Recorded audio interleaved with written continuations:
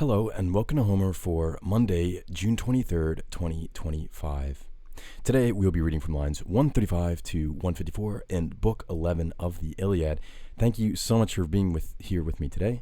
And let's get to this exciting passage of Agamemnon rebuking these two suppliants and moving on throughout his slaughter. So with weeping the twain spake unto the king with gentle words, but all ungentle was the voice they heard.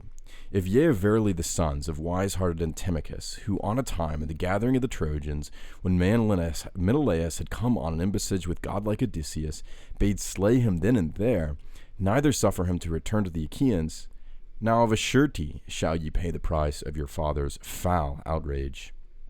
Aye, Kea Loben. He spake and thrust Pisander from his chariot to the ground, smiting him with his spear upon the breast, and backward was he hurled upon the earth. But Hippolochus leapt down, and him he slew upon the ground, and shearing off his arms with the sword, and striking off his head, sent him rolling like a round stone amid the throng. These then he let be, but where chiefly the battalions were being driven in rout, there leapt he in, and with them other well-grieved Achaeans. Footmen were ever slaying footmen as they fled perforce, and horsemen horsemen. And from beneath them uprose from the plain the dust which the thundering hoofs of horses stirred up, and they wrought havoc with the bronze. And Lord Agamemnon, ever slaying, followed after. Excellent. Let's sing it.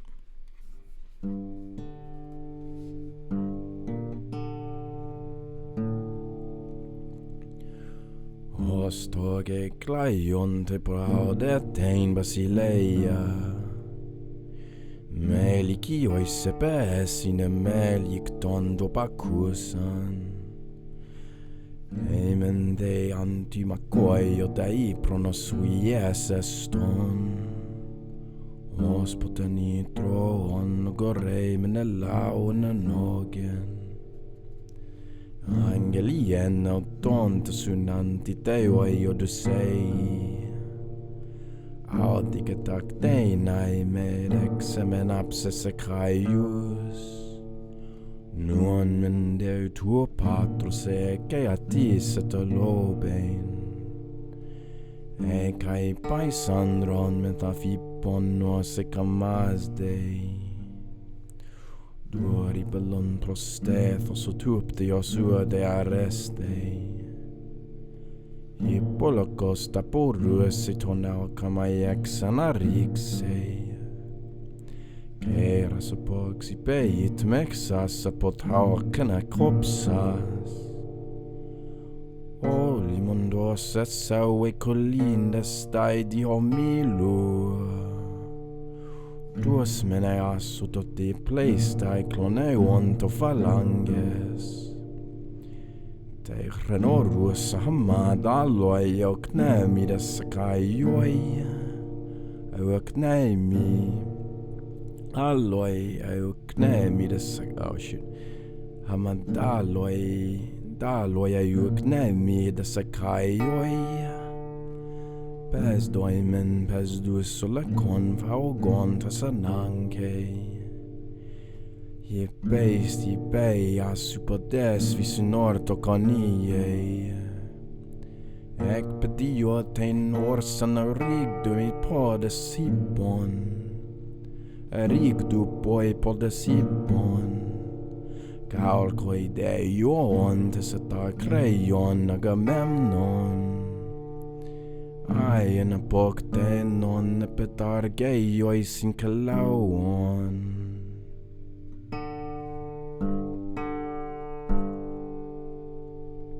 Awesome.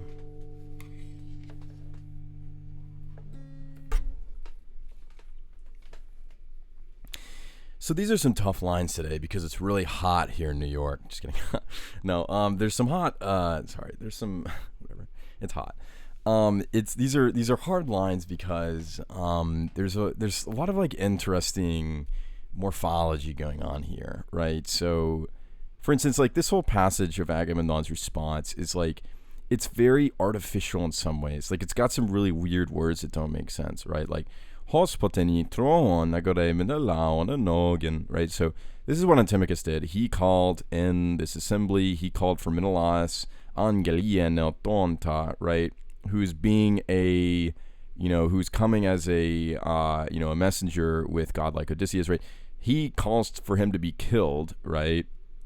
But Angelien, right? Like, that's not really the word, like, that's kind of the word for message, or like, it's like mixed up, you know what I mean? Like, it's not really clear what's going on here. It's like an internal accusative problem, right? Anyway, it's not really important though, because it's like, you obviously understand like the sense, right? And then there's another word in here that doesn't make any sense. Yeah, hos poteni tron agorei menelaon nogen. What does hos agree with? Mende antimakoyo. Does it agree with Antimachus? Right. Well, Antimachus is in the genitive here, right? Anyway, so this is generally considered to be like an inheritance of like haos, right, or ha, right, which is sort of like on its way out at this point. But like it's like but it's like notable that like it's happening. And then the final thing that makes this speech different than most other speeches is the fact that Amelikton dopakusan, right? So, and they heard his unhoneyed speech, ungentle speech, right? Or sweet words. They spoke their gentle words, and they heard, right? This is the only phrase in the Iliad in which the speaker is speaking by way of indirect speech. So what I mean by that, sorry, it's not really said very well, is that like they're like, instead of it's like Agamemnon said blah blah blah blah, it's they listened, right? So it's not a direct speech by Agamemnon, it's what they heard. This is what they heard. They heard this ameliktion, right? They heard this amelikton dopakusan. They heard this amelikton, which is like, they heard like this ungentleness, right? Tough. Because this is like, yeah, like, you have a great father, but your father also sinned greatly by, trying to kill the messenger, right? That's not good. So, yeah, you're going to die for that. Anyway, some other things that are funny here.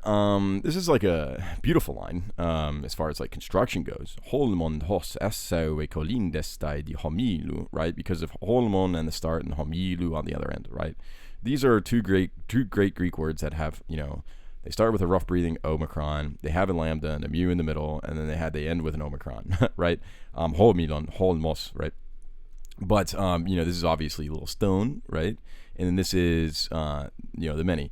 But it's like, he sent him going, as a stone rolling through, the crowd, as a pestle, actually. So that's kind of tough because, like, what part of the body is that? Like, is it just the head, or is it his entire torso, because of the fact that, his limbs have been cut off? It's a pretty gruesome passage, you know what I mean?